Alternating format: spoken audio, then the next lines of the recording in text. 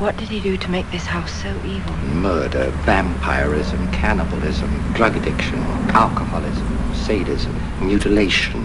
How did it end? If it had ended, we would not be here.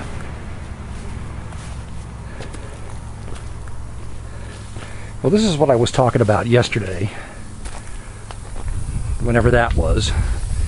Whatever day you're at now, this was yesterday for me, or the day after yesterday is today. And I was talking about my awning. So I had water in the underlayment. Well, this is the awning I built, along with this awning that goes over the door. And I basically just welded tube steel together, designed the thing and welded tube steel together, and bought some more metal iron and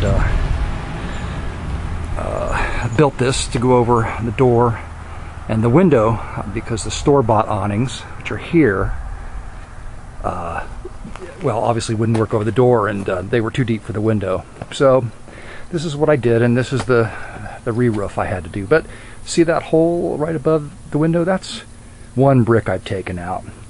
I talked about most people buying a house that's brick, and when it needs to be painted, you scrape the brick and paint it. Well, I had one of those houses once. This is not that kind of house.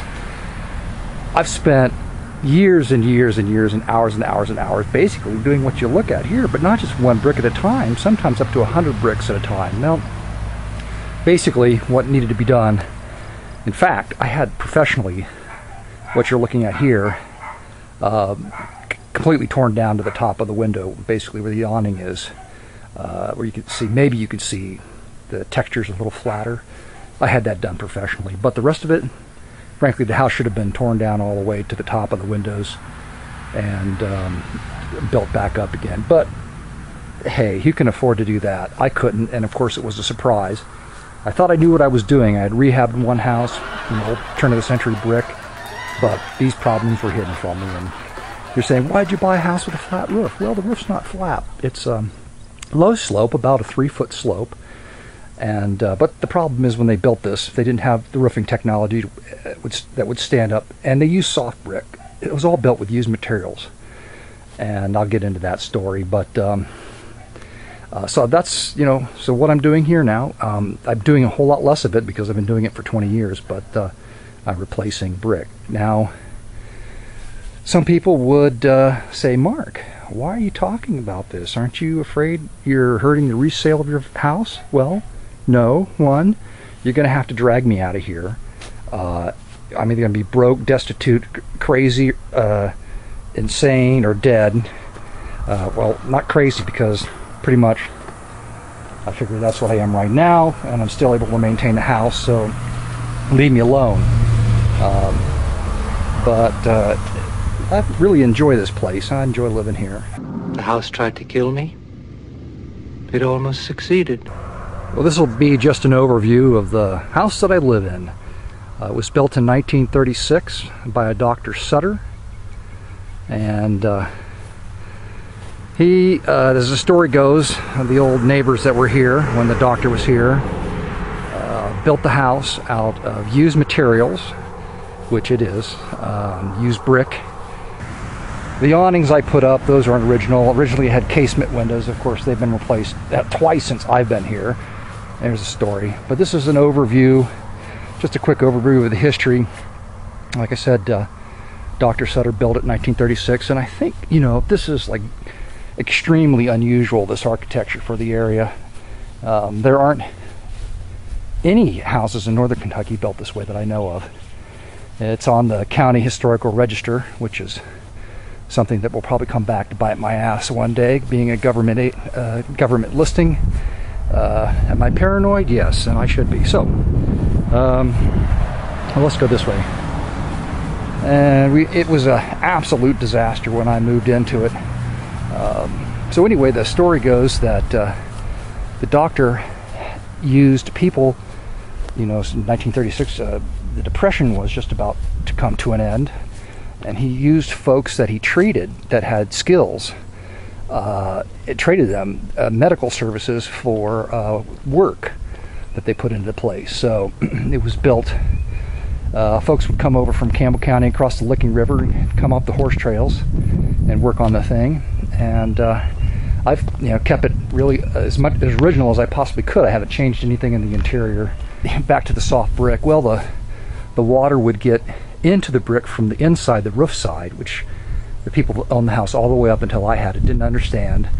And they did all sorts of things to try to, or tried to do things that didn't cure the problem. Well, I understood the problem and put burned down roofing, lapped all the way over the top. So I stopped that water from coming in. But the problem is the water came in, got into the brick, so during the winter it would freeze and the mortar would break up and the bricks would break up, and then water would get in from the outside. So what I do here with my compressor is I take the compressor and use a chisel, an air hammer, and chisel the bricks out, which goes fairly quickly. And then I use cement brick instead of 3-hole brick or anything like that, because it handles expansion and contraction that won't splinter. It can soak up some water, basically just sticks together. So like the whole middle section of the house is cement brick, and I learned from trial and error not to use hard brick, 3-hole red brick or 4 or 8-hole, whatever you got. I just use cement brick, and they're smaller, frankly, than brick, which makes them fit into the holes a little bit easier. And then you just cram your mortar in,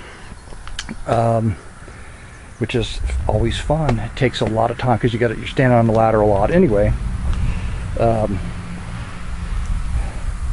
this goes down into my cistern. This is the cistern right here, and see, this is what I used to drink when I first moved in here. But in case of emergencies, I've got cistern water to survive on. And here's where the stairway to heaven is going to go, right in here.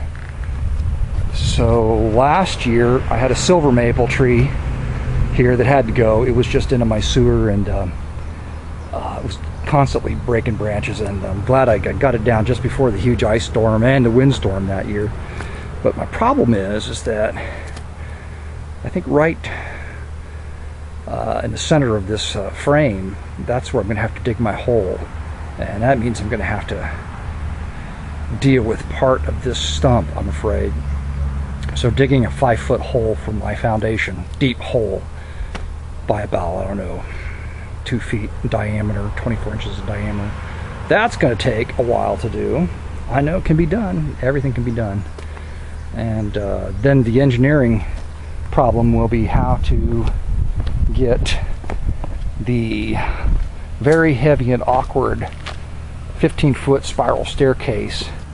And I could use the tractor, the front loader, to get it up to here, but then I have to set it into the hole, and unless I go rent a crane, which I'm always trying to rig this stuff without, spending any money. I'd rather risk life and limb or damage rather than spend money.